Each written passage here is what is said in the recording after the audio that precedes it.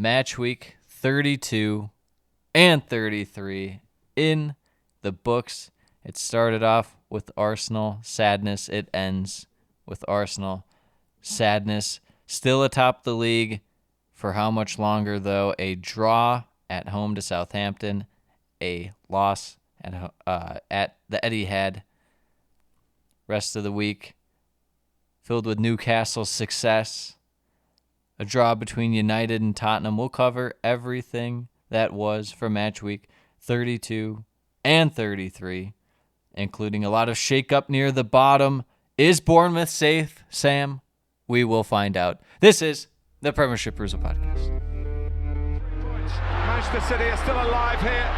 Balotelli, Aguero! Back, Fuchs. And the ball in behind Damian Varney! It's 11! It's heaven for Jamie Varney! You are an ostrich. Well, your head must be in the sand. Is your head in the sand? Are you flexible enough to get your head in the sand? Now the fans are shouting every week, Louis van Gaal's army! Louis van Gaal's army! Feet after a fabulous start, the game just got away from you there. I have nothing to say. Nothing to say about the game at all. Drama from day one! This is the league we want to watch!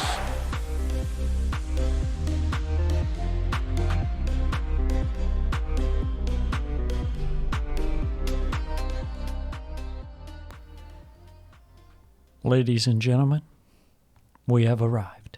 We're back. We're back. We're live. Like a rhinestone cowboy. Back for more pain and suffering. Is that why we are on this earth? To suffer? Yeah, something like that. At least if you're an Arsenal fan. Well, there's two reasons we're on here. Pain and suffering and good meals. Good meal. Chelsea will win 3-0. Real Madrid? I think we'll win quite easily. You probably thought the same thing with Southampton at home. And you know who else probably thought that? Arsenal. But Ruben Salah's men had other ideas. Yeah, let's get right into it. Lots of games to talk about right off the bat. Friday game, Arsenal versus Southampton at the Emirates. Southampton get off to a cracking start. Chuck Alvarez. Chuck Alcatraz. Alvarez. It's Carlos Alcaraz, a.k.a. Chuck Alcatraz. He's out here. He's stealing passes from Ramsdale that were passed virtually right to him because he was hiding behind an Arsenal player. Absolutely shambolic from Mr. Aaron Ramsdale to start the game. Straight to Alcaraz. Scores within the first minute. Arsenal find themselves down, and it only gets worse as former Arsenal player Theo Walcott grabs a quick second goal 14 minutes in, hitting on the counter. Prime Theo Walcott in his peak. The best part about it was Zinchenko calling for a rally after the goal, after it was like completely his fault for not getting back and being in position. He's like, guys, let's stick together on this. It's just like completely messed up. Hey guys, he doesn't take blame. The Arsenal defense has been incredibly questionable the past It's okay 4 weeks. Because you got Gabriel Martinelli.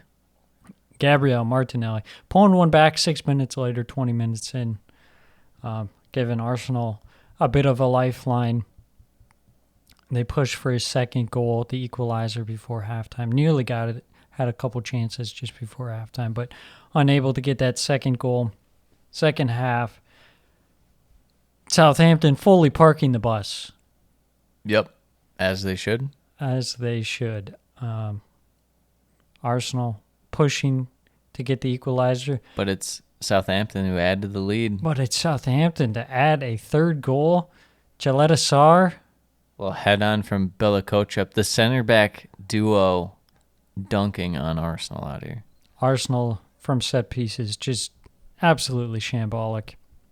It's okay. They're somehow only like the sixth worst. I feel like this is like the worst year of like, not necessarily teams taking advantage and scoring off of set pieces, but set piece defending this year. It feels like there's like a bunch of teams. I remember Leicester last year were like god awful. Like teams are always scoring on corners.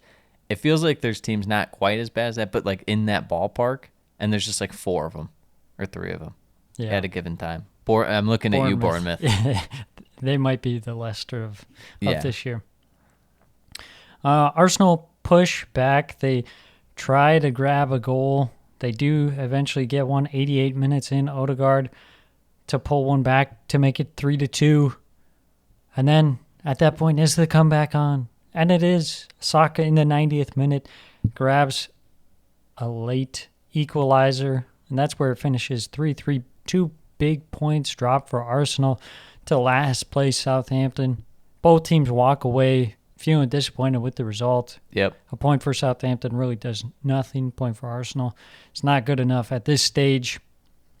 And more disappointment for Arsenal as they slide closer to City. Yep. Yeah, it's got to be insanely disappointing for Southampton not to come away with a result. Virtual final nail in the coffin.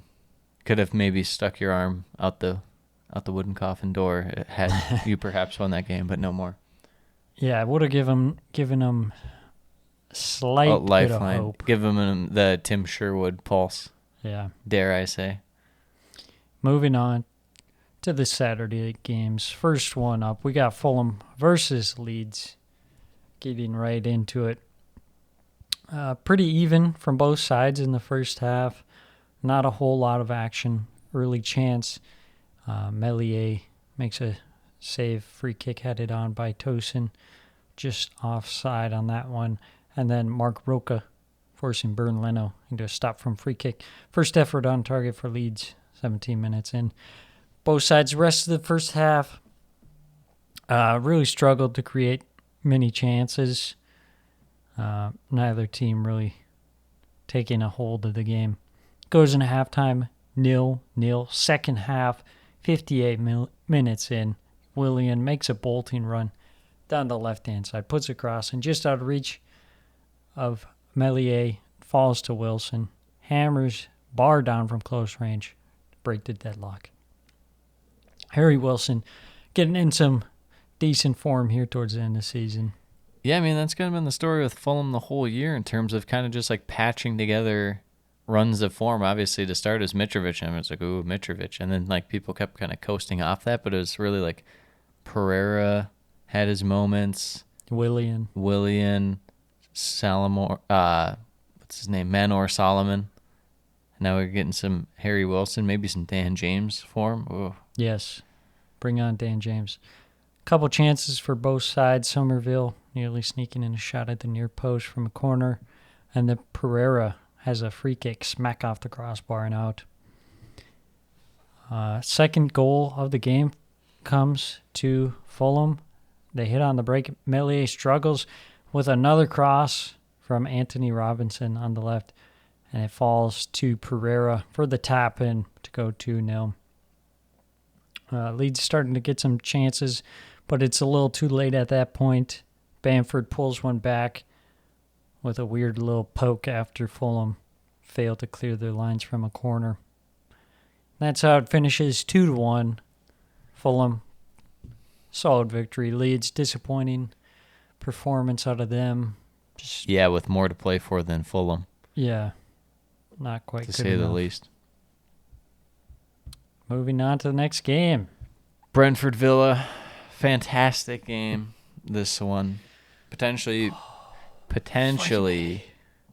A proper mid-table clash, even though Aston Villa is now... they're in 6th. They're close Fifth? to the top of the 5th or table. 6th. Let's see, I pulled up the table because I know we'd be referencing A 6th. fat 6th, tied for 5th. Yeah, How about that? with Tottenham Cold Spur. That's Ryan Mason's Tottenham Hotspur to you, sir. Aston Hot Boy Villa. Hot Boy Villa. That should be the name of the pod. Hot Boy Villa, yes. Very open game. A lot of counterattack chances. Didn't really fully expect that. Both teams kind of going for it. Plenty of saves required. A lot of out of Raya and Emi Martinez, and not like they were all crazy saves. There were 1 or 2. Primary chance being the time that David Raya was beat as John McGinn had an absolute banger. Skims off the far post. Goes in halftime 0-0. Second half, all Brentford to start. Shada with one of the worst misses of the year. On the break, 1-0, shoots it right at Martinez, gives up the rebound, has an empty net, and completely misses the tap-in. Brutal. Brentford keep piling on, really kind of working the wide areas. Villa had so many guys back at times. It was kind of crazy to see. They'd have like 7 guys in the box, 7, 8 guys. It's like, oh my gosh. But Tony gets a tap in as Ashley Young absolutely whiffs at the back post. 1-0 Brentford. Brentford still kind of hanging on in control with possession, not creating as many chances, but in the last 20 minutes, it was mainly Aston Villa making their push. Really great chance for Ramsey, but he skies it.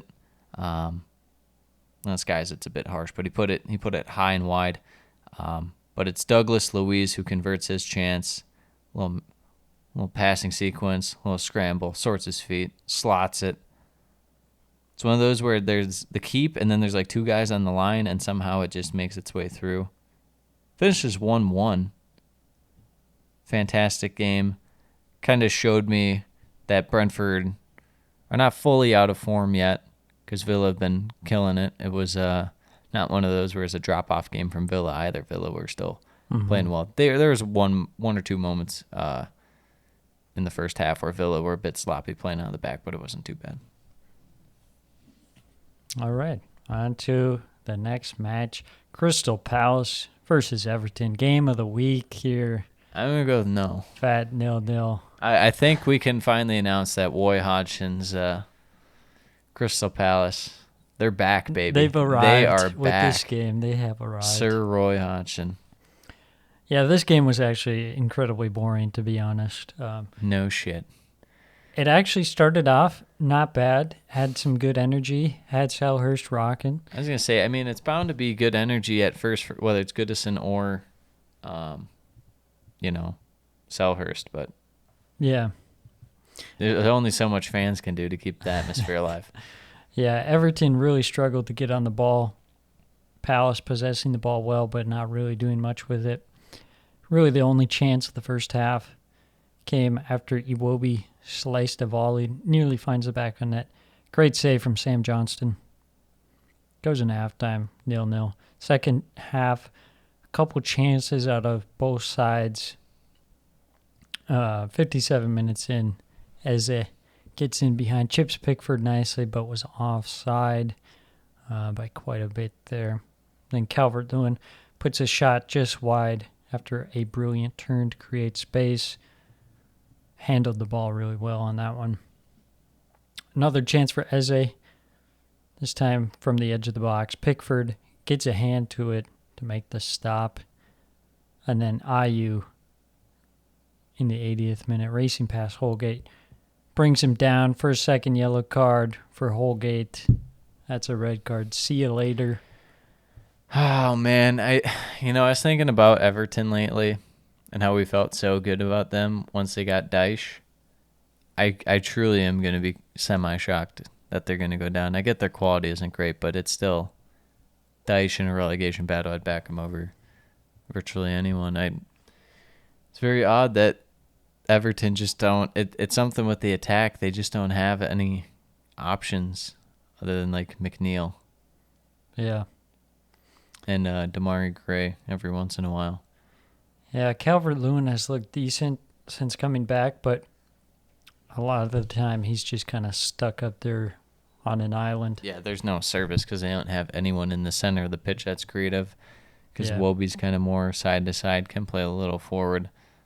But, Ducore making runs forward? No. Like, what are you going to do with that? Yeah. So... The weird thing about this game is that Ayew was actually playing pretty good, which feels disgusting to say. This is an Ayew game if I've ever seen one. This is like, he's like, let me get in there. Yeah. Finishes 0-0. Palace. We did pick Everton to go down before the year. Yeah. That's the only That's the glimmer of hope. Our pride. Disappointing for Everton again. On to the next game, Leicester. Oh, yeah. Versus Wolves. Oh, yeah. Guess who was on the Leicester bandwagon last week, baby?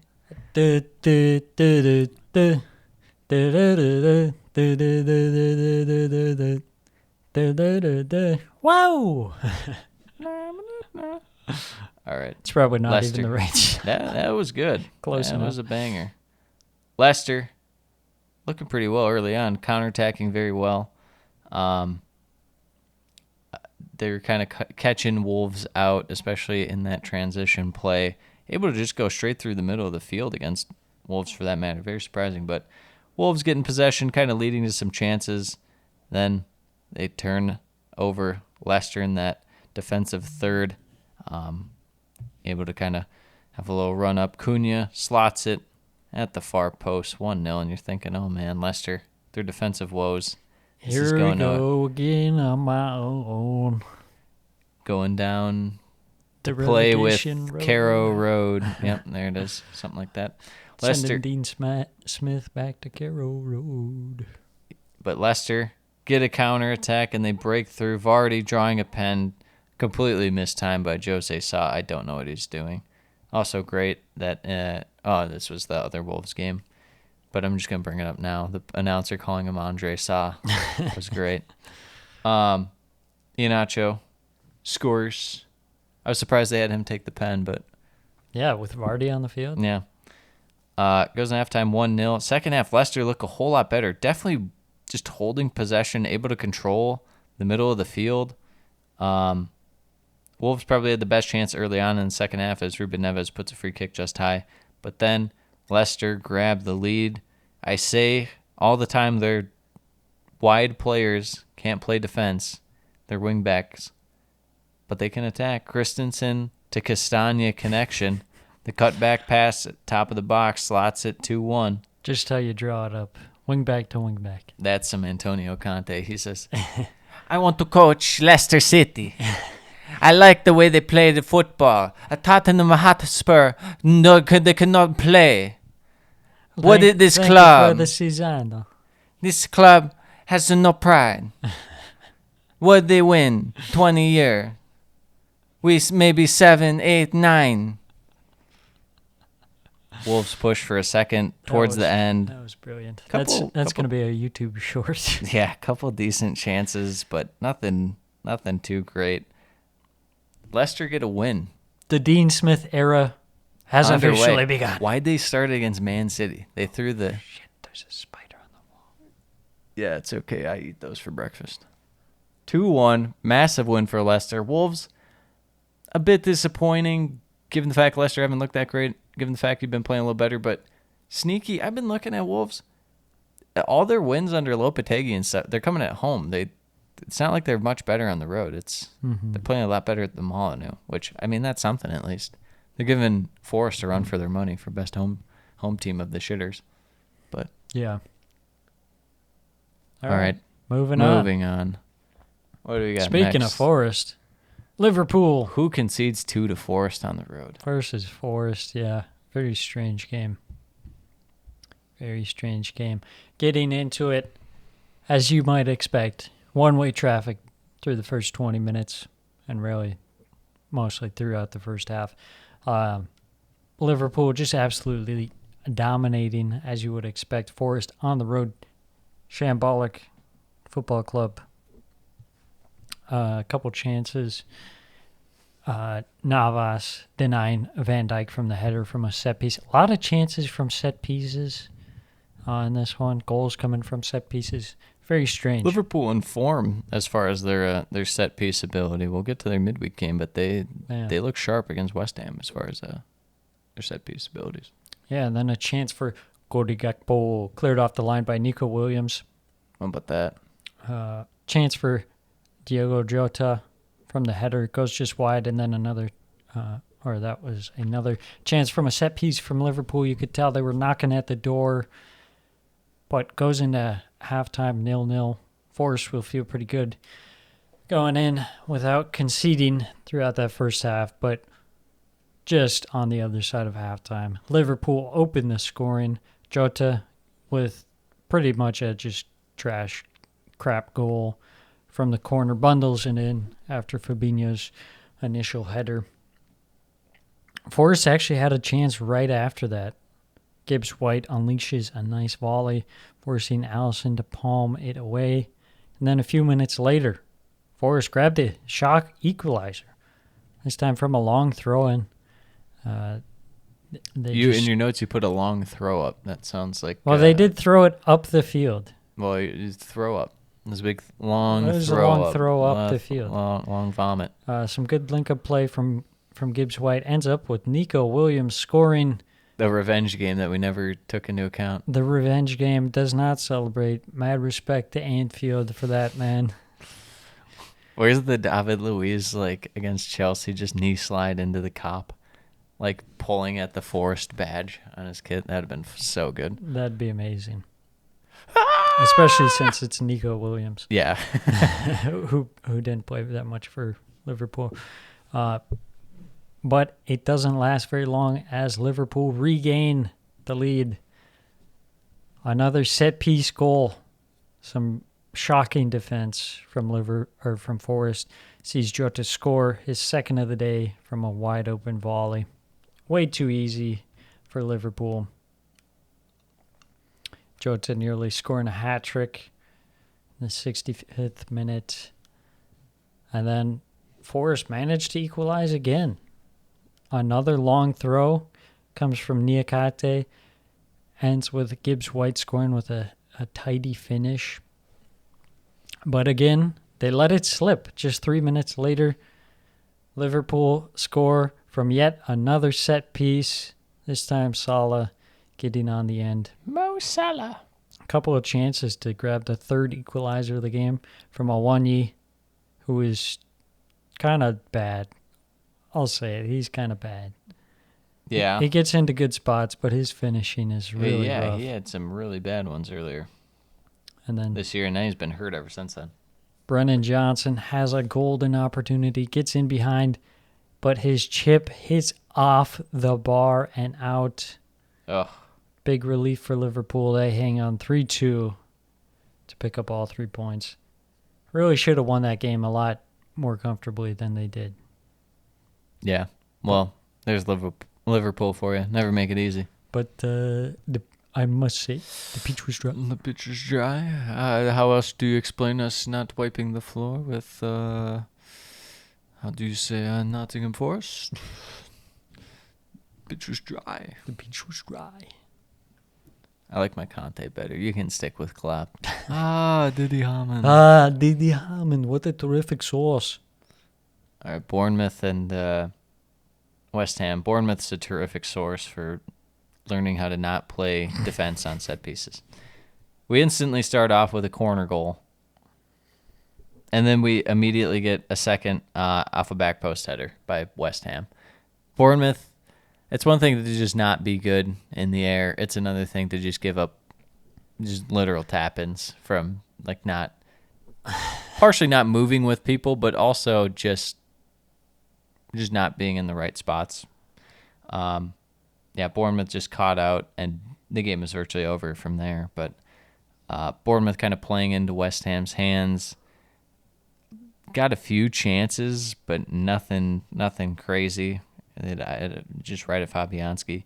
Main thing I want to talk about in this game, I think Paqueta finally kind of starting to find his footing. Mm-hmm. He doesn't look like he's a complete waste out there. He's finally getting forward.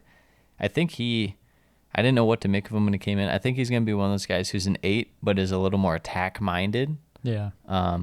Which I think it will be the case for, a guy maybe like Enzo Fernandez on Chelsea too. Kind of that, not to say they're as good as these guys, but like a Cesc Fabregas, kind of box-to-box, but a bit more attack-minded. Mm-hmm.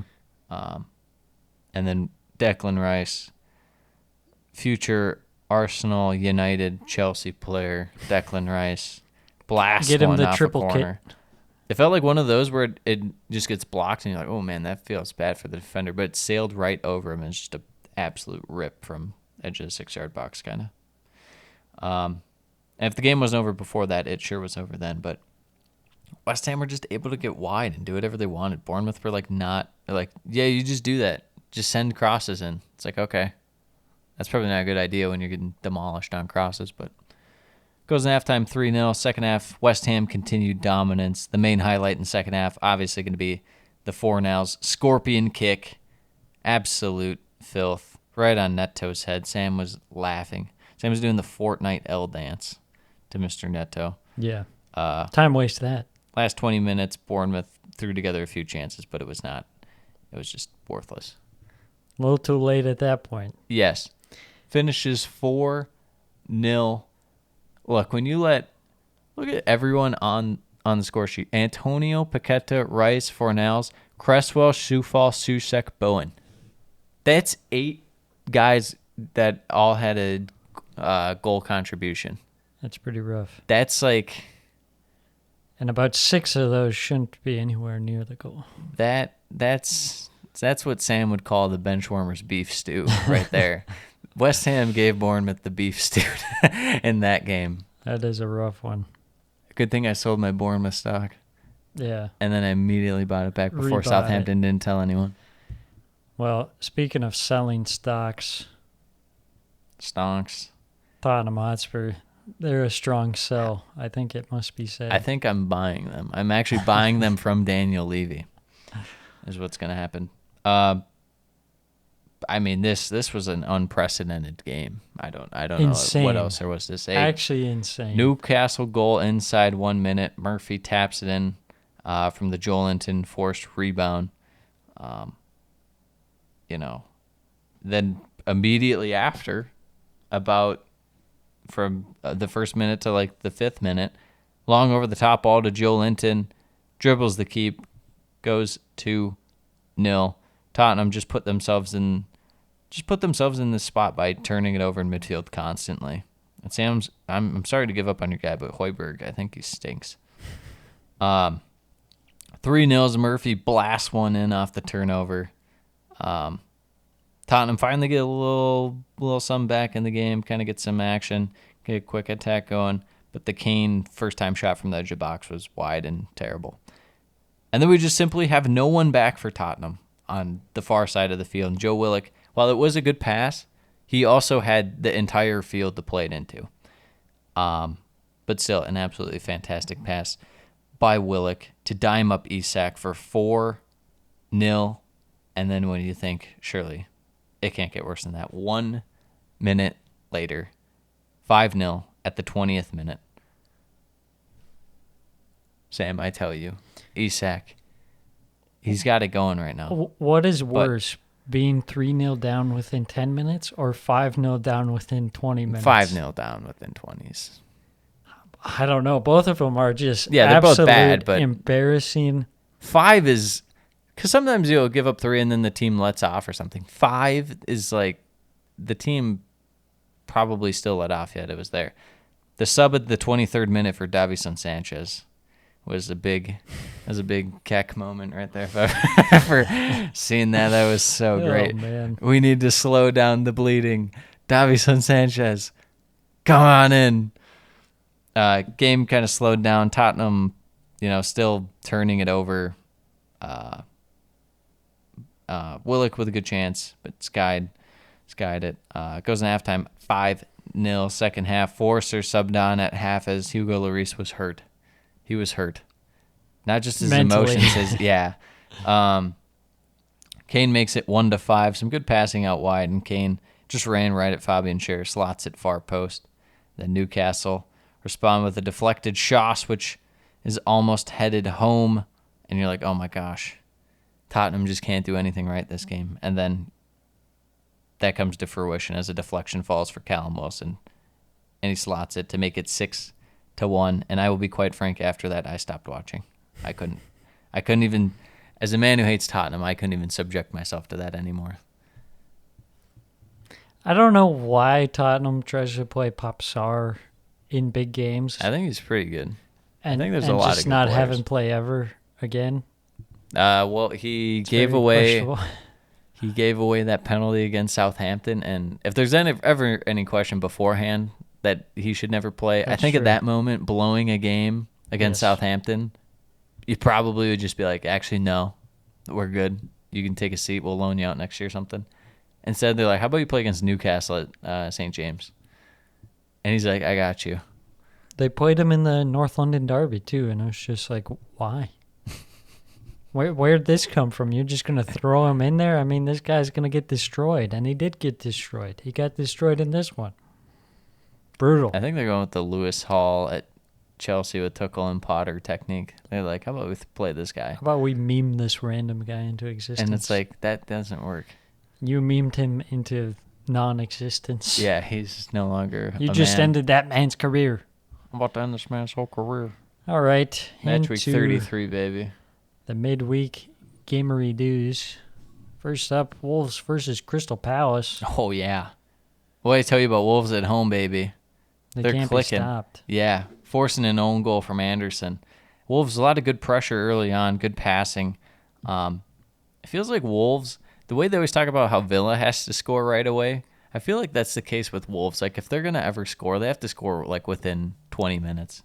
Yeah. I have no proof of this, Anecdotal evidence. but I feel like that is the case. I feel it in my bones. And yeah, note, old boys back. Crystal Palace's worst game since Vieira left, but I suppose you could make the case that the Everton game was the worst game since he left, but this is even worse than that one. So, just to top it off, I think I wanted to talk about this too with Wolves.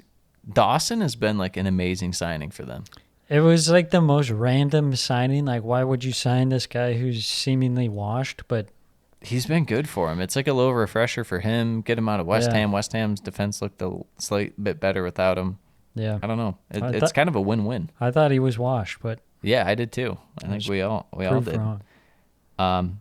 Goes in halftime 1-0. Second half, Crystal Palace chances few and far in between. Very much like what we saw with Roy Hodgson before, where it's just like you're down 1-0 in the 70th minute, and you have 9 guys like at least equal in terms of like horizontally with your own box. Mm-hmm. Another team has the ball like in your final like third/middle of the field. What are you doing? You're never gonna score, and you have to score. Brutal. Game ends with a pen, which Sam Johnstone, or Johnston, whatever it is, the West Brom man himself, with just a terrible touch. I sent you that clip. He's like, how about I just have a this little heavy touch and then go for like a launch 2-footer right at the guy's calf. You gotta commit. You gotta commit. You make a mistake, you gotta commit. Neves slots it. 2-0 Wolves. You know, Wolves, can we pull up the table? they always say, how do you fix a mistake? By making Doubling another down. mistake. They're Wolves, in 13th at 37. They're safe. Yeah, I mean, pretty much. 100% safe. 100%. Maybe one more draw. No, they're safe. There's no way. That's what's so That funny about anyone's the whole gonna pass. Chelsea thing. Chelsea fans are like trying to meme it into existence. Like, we might get relegated. It's like Forest is at 30. There's no way they get 9 more points. No. No way. No. And they're Forest safe. Leeds. Leicester could. Dean Smith's Dean Leicester could, Smith's- baby. Dean Smith's lads. Yeah, send Forest down so we don't have to watch them again. Although Leicester's not really much better, to be honest. Yeah, if I got a guarantee that Leicester were going to keep Dean Smith, I'd keep him up just for Dean Smith. There we go. Dean Although I Smith do love, I stands. love the idea of Vardy going on one last like 6-game run where he gets like 3 or 4 goals and like 1 or 2 assists, Make keeps it Leicester happen. up. Make it happen, Jamie. All right, next game, Villa versus Fulham. Early chance for Pereira with the acrobatic chance. Nearly finds the inside of the post. Doesn't go in, though. Other than that, it was a good start for Villa. Controlled the ball well, and they got their payoff 21 minutes in. Tyrone Mings near post header from the corner opens the scoring. Too easy for Villa. After that, Fulham had some better possession, but didn't create much in terms of chances. Goes into halftime 1-0. Second half, Fulham, more of the ball so far in the second half, but again, not creating enough in terms of chances. Fulham looked at this game on the schedule and they're like, finally, a free win. we don't have to actually try. Yeah. And that's pretty much how it went. 73 minutes in, a good chance for Ollie Watkins, but his shot deflects over. The Ollie Watkins experience is officially over for the season. That's what you think. He's getting at least 2 more goals, baby. If he gets pretty close to 20, I'm going to count that as a win. That's all I care about. I respect it. Not much rhythm to the second half at all. It was a very much stop-start. Not a whole lot of entertainment going on there. 82 minutes in, Harrison Reed nearly with the own goal. But, Forcing an own goal. Forcing an own goal Yes. out of Tyrone Mings. But he was off. But he was offside. Finishes 1-0 Villa. Pretty comfortable win. Fulham didn't look like they were really up for this match. No. No, they did not. Here's Hank's big game. Leeds versus Leicester. In no way, shape, or form. That should be the picture, though, for the thumbnail on the pod. Yeah, Leeds kind of starts off a little fast-paced, and then Leeds not able to clear off a corner, and Yuri Tielemans absolute blasts it. The classic, we've all seen it before, drops it on Leeds' heads, but there was an offsides in the play. That should have got overruled. Okay. It still stands. It's too good. Yeah, that was the cleanest hit you'll ever see. Speaking of clean, Jack Harrison dime at the 20th minute, right on the foot of Sinistera. Sam, hold the L. Hold that. That guy, I do not like Sinistera whatsoever. I have no feel on some of these guys this year because it's it's stop-start in terms of they play games, they don't, they get hurt, they're out. The managerial changes. I don't know what to think about half the Premier League. So you just have to go in assuming they're shit. Unless you're a glass half full kind of guy. Then you say, well, I don't know. That's not me. Yeah. Really not much attack going in this game. It's kind of, for what you thought, given the fact both defenses are not very strong. It was one of those games where, it's kind of counterintuitive. They're very okay, we just can't get beat, and we're just gonna hold on to it. And they all sit back. Second half, Leicester pretty lethargic. Didn't really have many chances until they hit on the counterattack as Iheanacho plays it through to Maddison. And I never saw what he did, but during the play he grabs his groin and goes to the ground. He just got hurt mid-play on the pass, and then That's a FIFA move. Maddison slides it over. Who else is trailing but Vardy Party? Makes it 1-1. And then I tell you, Sam, Leeds had 2 magnificent chances to win this game. First, with Mark Roca, big, strong header right at Everson. Slipped through his hands, but he got enough on it to slow it down, stopped it from rolling in. And then Pat Bamford with potentially the worst shank of a tap-in I've ever seen. It was quite literally a tap-in. So free. So free. There's a free 3 points for Leeds. And it's not to be. They're living and dying by Pat Bamford. Yeah, And that's a brutal mistake. They should be playing me out there. They should be. Yeah. Throw Hank up top. 1-1, it finishes. Momentum builds for Leicester. They're Another getting point. results. They're getting results. They're hanging in there. They got a puncher's chance of staying up. I shit on them the entire season now to turn my back on hating them and say, you know what, I actually kind of like them and want them to stay up. Yeah. I think it's kind of funny that a lot of the mid-table teams, I don't know if you've seen this, a lot of the mid-table fans around really want Leicester to go down. I think I've it's seen that. I but think it's out of jealousy for the fact that them being a mid-table team, they actually achieve something in terms of winning the Premier League, winning an FA Cup, doing Yes. some stuff in Europe. So people want them down. Big ups, Leicester. Well, here's the new Leicester, but they didn't look like it today. Big ups. Forest? Yeah. Question mark. Forest. Getting into this one, Forest versus Brighton. You're thinking, probably a pretty easy game for Brighton. Quite literally what I thought. You'd be wrong because Brighton, for some reason, decided to throw out some shit lineup that was what are you doing? Let's just take a look, see at what we got. Well, the guy who cooking here. scored, I don't know who he is. Facundo Buonanotte. He's a very Buonanotte. yeah. He's very Yeah, he's like 18. Italian. He's Very- like 18 years old. They go with Enciso up top. Yeah, well, he hits bangers against Chelsea, so you gotta keep playing him. You got the Pascal Gross fullback experience for some reason. Not sure what that was all about. Very wingback action. Very strange lineup there. Wow, wait, go back. What is that? Danilo. What kid is? Oh, that's their away kid. I thought it was like That a is- Brazil kid. I was like, what is that?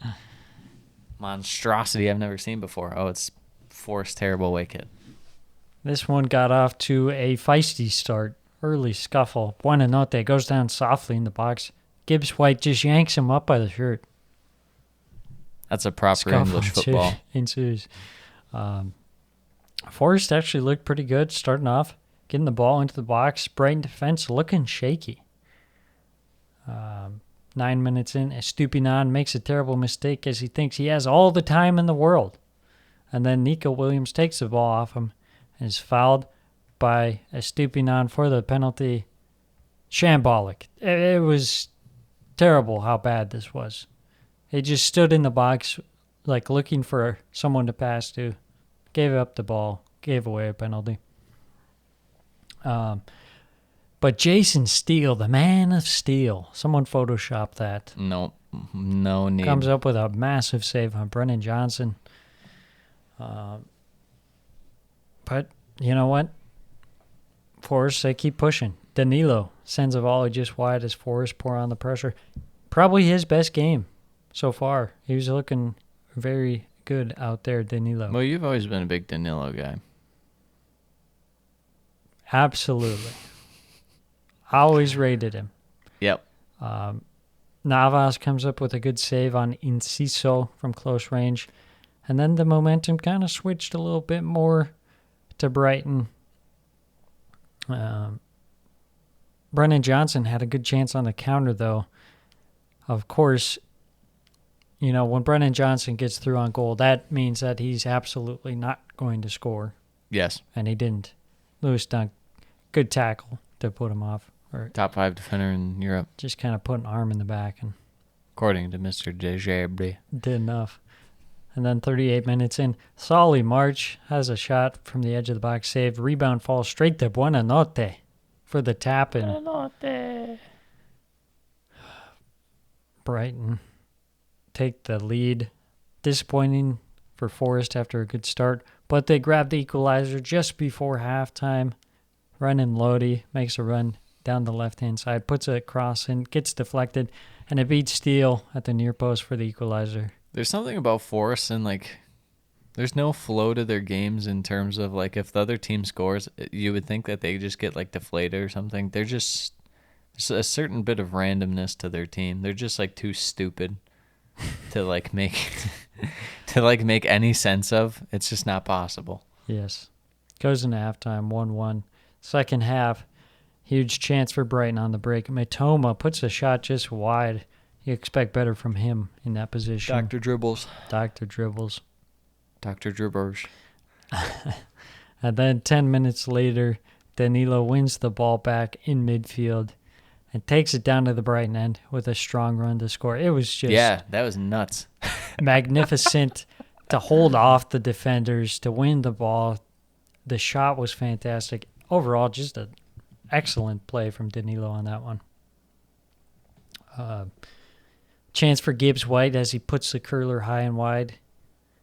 And then another penalty. Lewis Dunk from the corner reaches up, hand to God. But this Yeah. time, It's the hand of Lewis. it's the hand of Lewis. And they said, Lewis, you can't have your hand there. That's a penalty. This time, Gibbs White. a penalty. That's a penalty. Gibbs White steps up, converts the penalty to make it 3-1. A convincing win for Forrest. I think best performance of the season for them as they take all 3 points. Big 3 points for Forrest as they try to scrape their way out of the relegation zone. They got a pulse. They I got a still pulse. figured that they would do so bad, which they have been doing, and Cooper would get sacked, and then they'd make a whole mess of it. But They haven't done that, so you know what? I guess props to the Greek guy, the fat Greek man. But instead, we now talk about a fat English man named Frank. Good meal. Chelsea. Good meal. That was in sync. That was perfect. If we could have a soundboard of us simultaneously saying good meal, that would just be spammed over and over. We got Chelsea. We got Brentford. We have Chelsea. All the Chelsea games are literally the same thing, like over and over. They are. Like they hold the ball. They don't do a ton, but they're kind of quick early on inside like the first half. They like are kind of willing to sit back just a tiny bit, win the ball, counterattack, and then they blow the counterattack. And then they get scored on, and then they're like, okay, we're just going to hold the ball. Mm-hmm. And then they can't break down a pretty much a low block. And it's like, wow, this is terrible to watch. I'm very confused why Potter started doing this at the end, and now Fat Frank's doing this. They're like, how about we play N'Golo Kante as like a cam/winger? And it's like, okay, what would ever inspire you to do that? I don't even care that you've been around him every day for how long? Now, a little while. We've seen N'Golo Kante and know what he's capable of. Mm-hmm. He should not be doing that. But yet, he had probably the best chance of the game, and he didn't score because he's N'Golo Kante, and that's not what he does. Yes. Brentford, on their probably like their second chance of the game, get a goal off a corner. It went pretty much all the way through. Someone whiffed on like a header, and it went off Dave's like tricep, like back of his arm. Somehow went in, and just like that, the game was over for Chelsea. Goes to halftime, 1-0. Second half, a lot of Chelsea trying to just hold the ball, acting like they're winning, and they're not. When Brentford had the ball, Chelsea looked to break quick. Brentford did a good job kind of neutralizing that. Once again, somehow Chelsea's best attacking player is Mudryk. I don't understand it because he barely gets the ball. He like doesn't do anything to ever get the ball, but then when he does get the ball like 2 times a game, he's just their best guy. It's very odd. Brentford get a counterattack goal to end it. Brian Mbeumo with a little far post. If you ever want to know Chelsea had bad luck, Brian Mbeumo scores that goal 1 out of 100 times. And it wasn't even a crazy goal. He just can't shoot.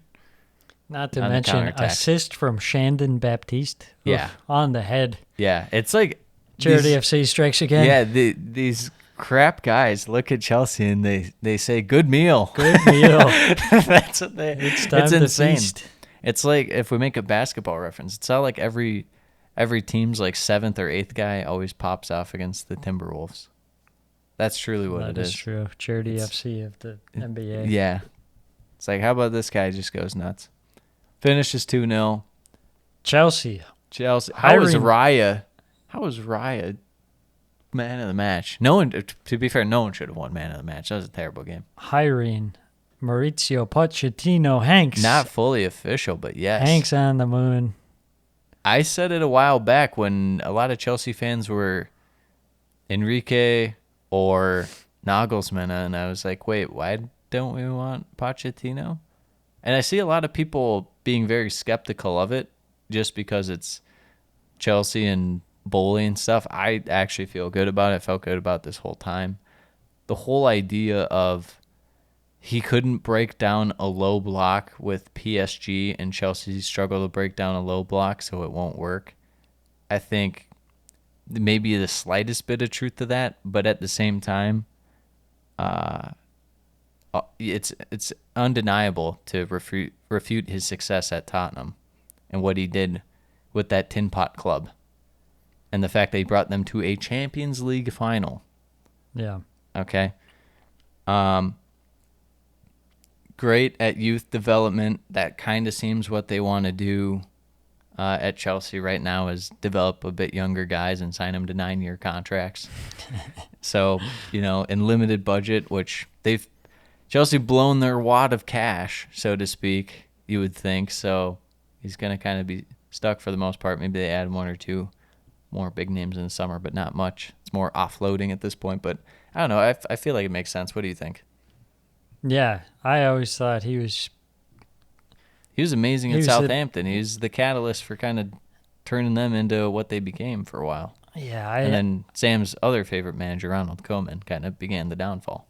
I always and thought Claude he was Puel. the best option out of all those involved. Kind of like you. Other people were talking about, like you said, Enrique or Nagelsmann, but I like Pochettino. He's done it in the Premier League before. Yeah.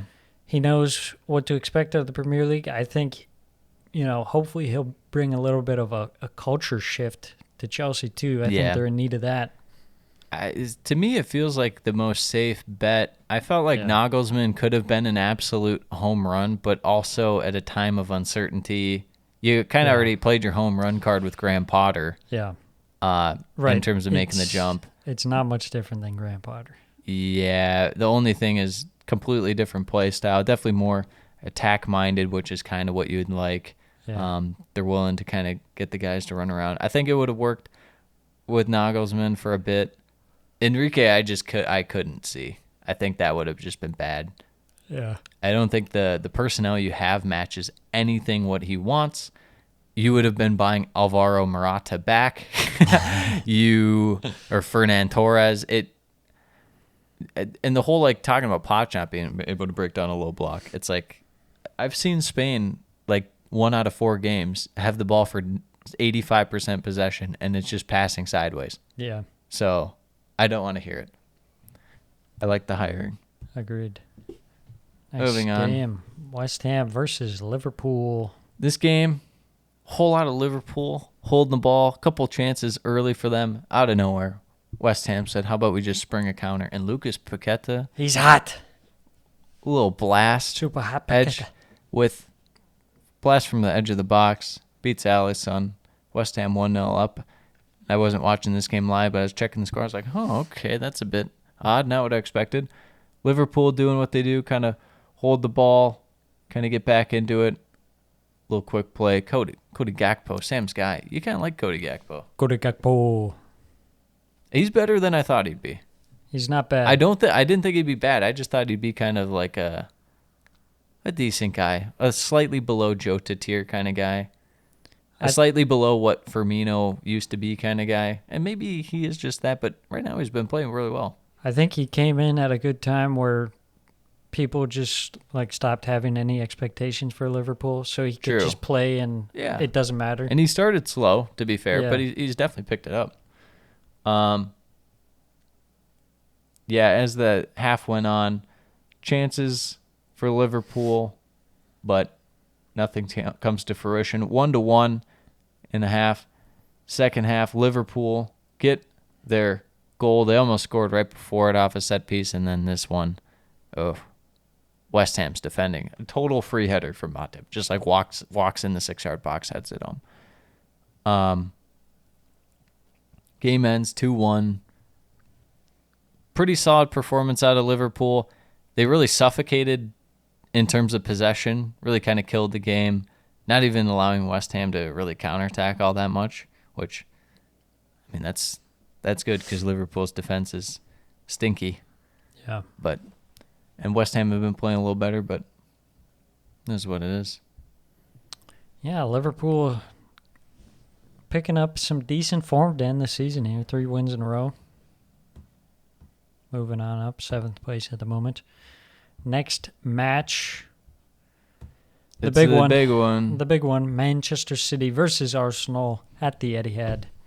This was an absolute beatdown. Yeah. It hurt my feelings. I watched this one live at work. I had it sitting in the corner while I was working. Yeah, it was a tough one. It didn't take long. City to establish themselves in the game. Yeah. 7 minutes in, Kevin De Bruyne This whipping up some 1-2 right wizardry. now. This 1-2 with De Bruyne and Holland Yeah. going right through the middle, and it's nuts. It's absolutely nuts. A lot of games, Holland isn't involved all that much in the build-up.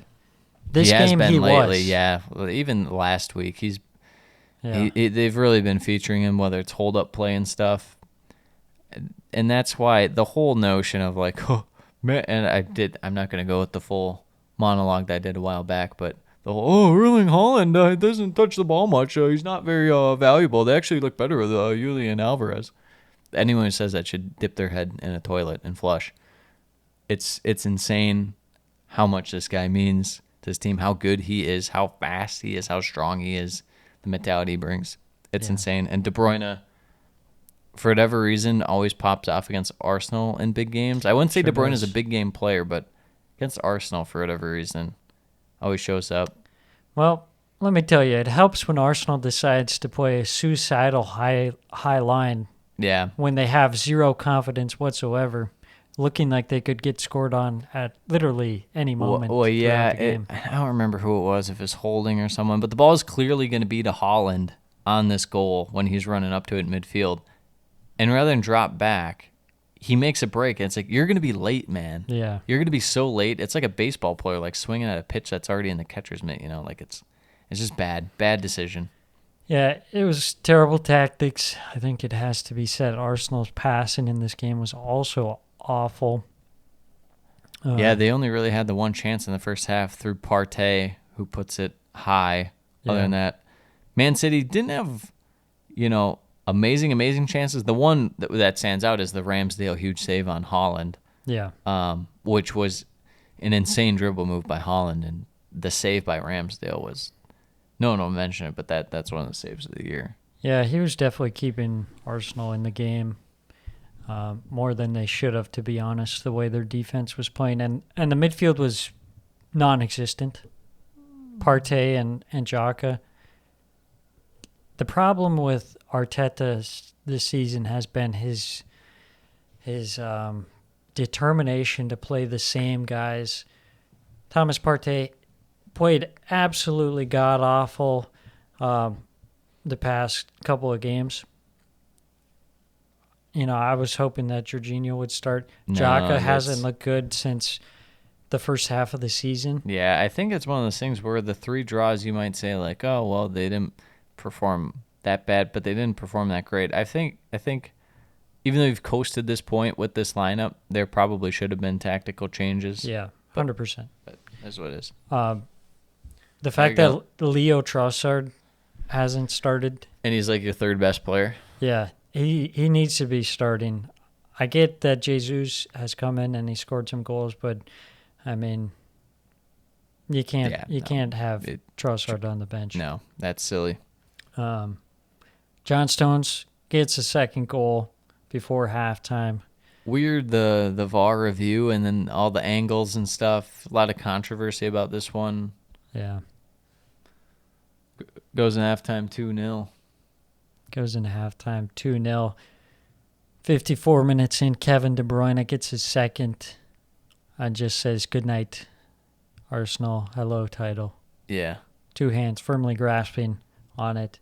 Arsenal get a consolation goal through Rob Holding, who actually That's a belter. had a great finish on that one. And then he gives a wink to the cameras. He's down 3-1, and then they immediately make Haaland take his hair out, and he just undoes his hair, Viking style, running around like a mad lad and scores. He sure does. Finishes 4-1. Man City embarrass Arsenal to surpass them in the title race. Officially, Arsenal is still in first place, but not for long, as City have 2 games in hand. Hugely disappointing for Arsenal. Yeah, I think that's all that needs to be said. Yeah, great performance by City. They're peaking. They normally never peak at the end of the year. Except maybe last year they kind of did, I guess. They were just really good the whole year, but they really kind of held strong. Yeah. This year, this feels they're like on fire. this feels like they're coming into form at the very end. Yeah. Speaking of I teams think Everton's in form at the end. coming into form, Everton versus Newcastle. Newcastle on Fuego. So many toffees. Everton started this one actually looking decent. They had some good energy. They were looking to get the ball to Calvert-Lewin. But again, they just couldn't finish any of their chances, couldn't really create that many good chances. And why is that? It's because they're crap. Neil Maupay's not out there. Neil Maupay. And Newcastle got the first goal of the game despite a slow start. Joelinton makes a good run down the left, has his shot saved only as far as Callum Wilson, who taps in for the 1-0 lead. Big chance just before halftime. Calvert-Lewin played in behind, scores with a neat chip. Just barely offside, though. That would have been huge. Goes into halftime, 1-0 Newcastle. Second half, couple of chances. There was a good chance for Calvert-Lewin after a great run from Iwobi. Pope making a good stop. And then Newcastle just put their foot on the gas and didn't let up. Joe Willock nearly scored an amazing spinning volley, but Pickford made a nice save.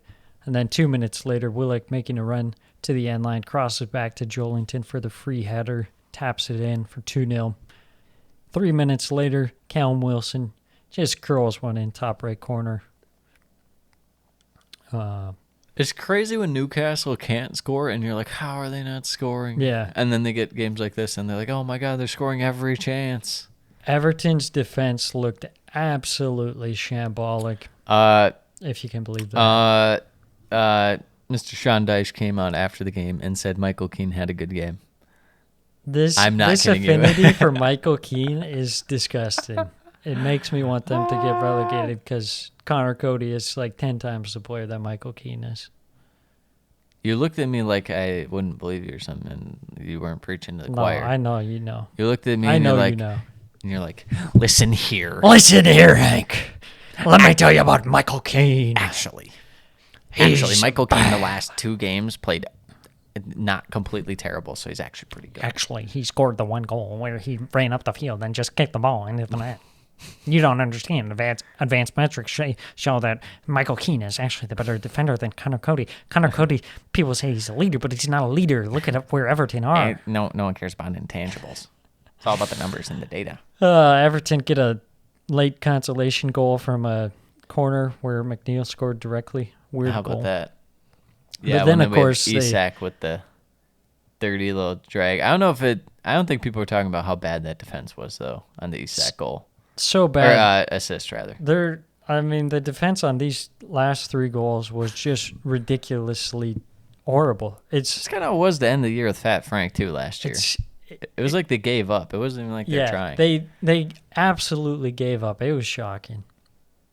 4-1. Isak tiptoes down the end line, passes to Murphy, taps in easily. Murphy's the new Almiron, but you're not ready for that conversation. Americans who have to act like Almiron's great because he played in MLS. He is goated. 4-1, Newcastle, another lopsided victory for them. Everton sink farther down the table. Disappointing performance after a good start. I can't wait for Newcastle to be in a group with, like, they're going to get in the random group where it's like them, Porto, Lyon, and then like the Russian team.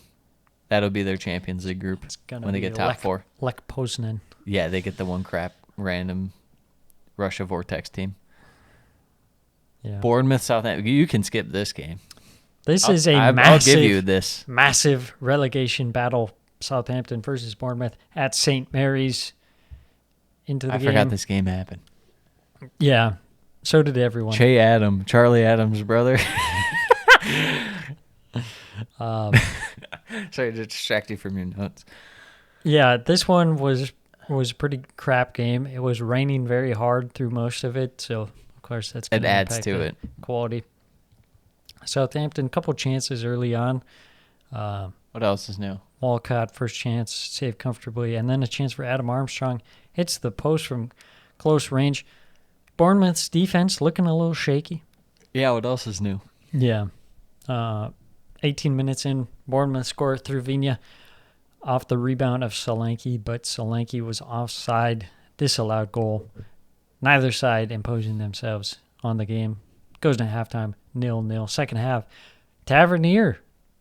Yep. Speaking He randomly of heating pops up. He's kind of heating up towards the end of the season here. Finds the back on net, cutting inside, tucking his shot inside the post. Nicely done. Not a whole lot in the second half. Che Adams Nope, Che Adam. Che Adam. Che Brother Adams. Charlie Adam. I was confused of what you were doing there. Yeah. And now I see. Your notes. Che Adams scores bar down from close range after a great run from Stu Armstrong. But Offsides. offsides. Could have been this. Disallowed. Massive, massive swing. This could be the one that propels Bournemouth to safety. Stay in, yeah. It really feels like they're safe now. 3 away wins in a row from Bournemouth. Yeah. Massive. That's what cherries. keeps you in the league. Winning Yes. on the road. Yeah. Winning on the road. Winning on the road. Bournemouth. Gary O'Neill. Big ups, Gary. No one believed in you. Guys. But hey, here we are. Smell you later, Southampton. Smell you later, Sellis. Yeah. Smell you later, Sad team. Danish guy that ruined Southampton. Yeah. All right. Speaking of Danish guy that's ruined teams, Mr. Højbjerg. Christian And Eriksen. yeah. United, Tottenham. Man, you off to a quick start. Sancho, he's back. He scores. He's back. I think it's... He's blue. Sorry, Tottenham fans. Rashford, solid free kick chance that went just wide. Sancho goal cleared off the line. Is really all United early on. And then there's just a swing of things in the second half, but we'll get to that later. Forster with a big, just massive save on Rashford to keep Tottenham in the game. An absolute tap in, and Forster gets across net and saves it. Perisic had Spurs' best chance, but blew it. And then Rashford makes it 2-0 off a long ball up, and Eric Dyer said, how about I don't run? How about I don't run you down? How about I just kind of hang out like 10 yards off you, let you shoot and score? Halftime, 2-0 United. Very troubling second half for United. Very troubling. Not able to hold the ball. Just kind of willy-nilly, helter-skelter with it. Not really much organization. And Tottenham, whenever they got the ball, they give them credit. Ryan Mason's Tottenham. Very direct. Ryan Mason's Tottenham. They're Hank called very- it. I did call it. Pedro Porro pulls one back with an absolute blast. Man U's one good chance in the second half resulted in Bruno rattling it off the bar, and it went right to Wan-Bissaka, and he headed the ball on an empty net. But it was so slow. I don't know how he got no power on it, but it was so slow that it was easily saved. Tottenham better side, majority of chances in the second half, and I have a note here of Son is worthless. And then immediately after, Psyche, he scored.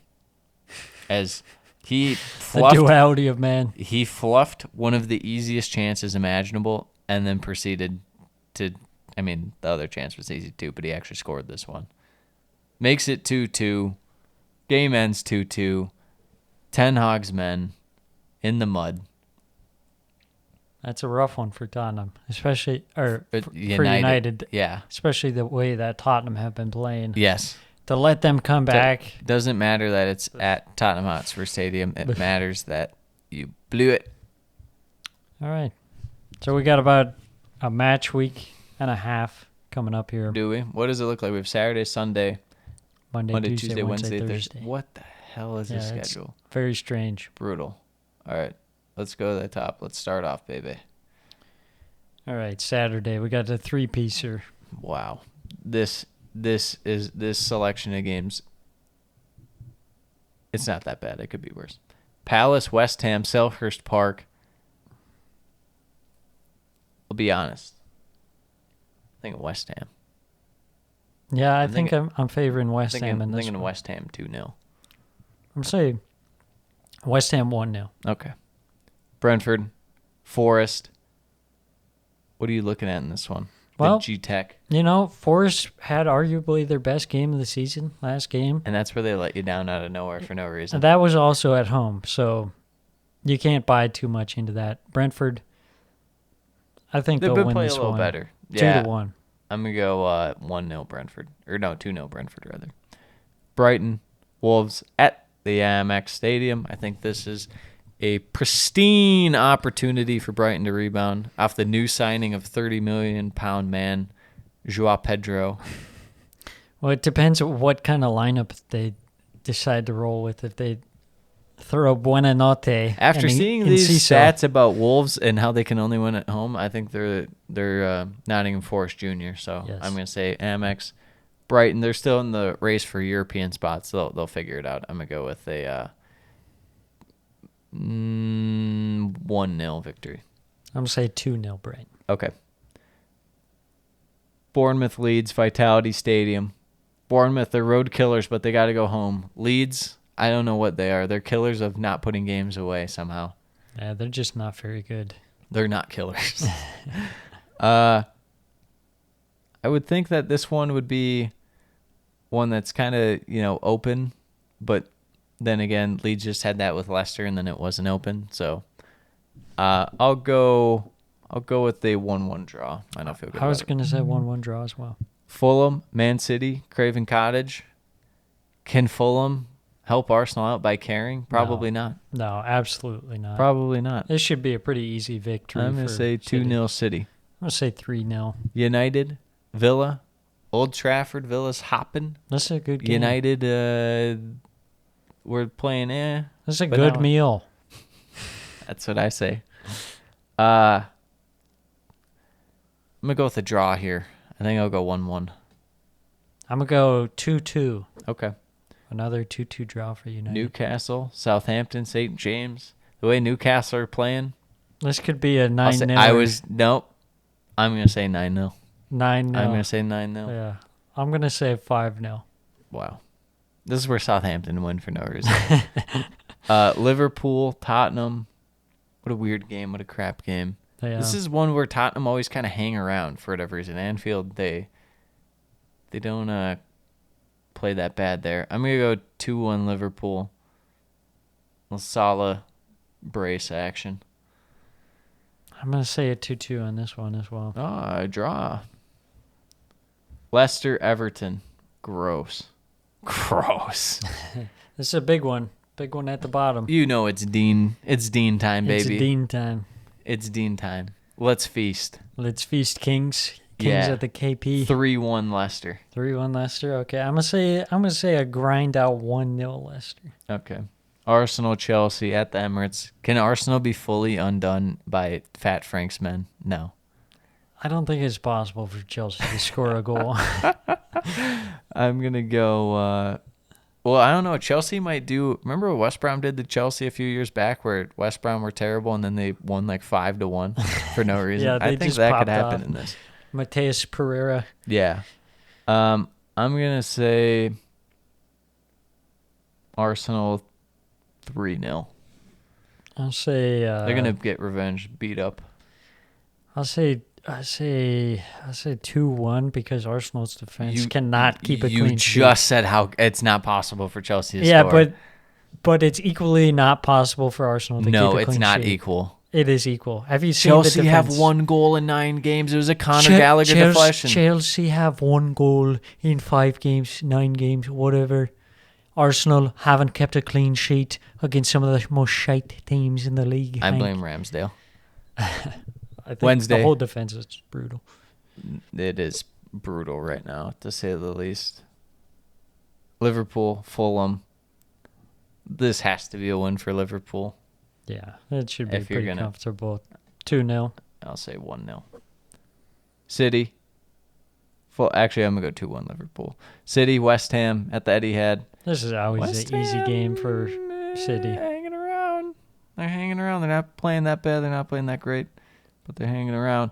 I'll say it's a little tougher than you think. I'll say it's 2-1 City. 4-0 City. Get out of here. You jinxer. Brighton, I Man U, wish. Amex. Can we get a rerun of this game from last year towards the end of the year where Brighton won? Was it 3-0 or 4-0? I think it was 4-0. Let's replay that. Yeah. Let's That'd be replay great. that. That'd be a good meal. Imagine having a Todd Bowley bun just hit that. A good meal. Good meal. Good meal. All right, give us a prediction, Sam, before we head out. I'm going to say a 1-1 draw. Oh, I meant for the whole week, but also this prediction. game, yeah, I will say that I'm gonna say 2-1 Brighton win. You want a spicy prediction? Yeah, let's see. Mudryk is going to score against Arsenal. I would cry tears of joy. You know what I would my think it'd prediction be is? funny at this point. You know what my prediction is that Chelsea actually win, and it's Aubameyang who scores a hat trick I'm because he back. plays I'm blue. because he played last game, And he had 2 shots, and people were like, "Oh, he had 2 shots." Aubameyang and Mudryk link up to defeat the foe of Arsenal. Yeah, I don't even care at this point. I've resigned to the fact that Arsenal's not winning the league. So good. whatever. I hope. Meme. Can we let Chelsea meme win? shit. Let's let Chelsea win this one. I don't even Please. care at this point. I need it for my sanity. They haven't won. I don't know what it's like to win anymore. We beat Bournemouth at home. That's our only. That might be our most impressive result of the whole 2023. I've been there. I've been there. Hey, Bournemouth are a good road team, bro. They are. All right. Well, what's the prediction for? It's just Mudryk. That was the Mudryk's serious going to one? score. All right. Yeah, against Arsenal. Until next episode. Adios. Mis amigos. Cash. Good meal. Good man. Look at this guy. He wears fucking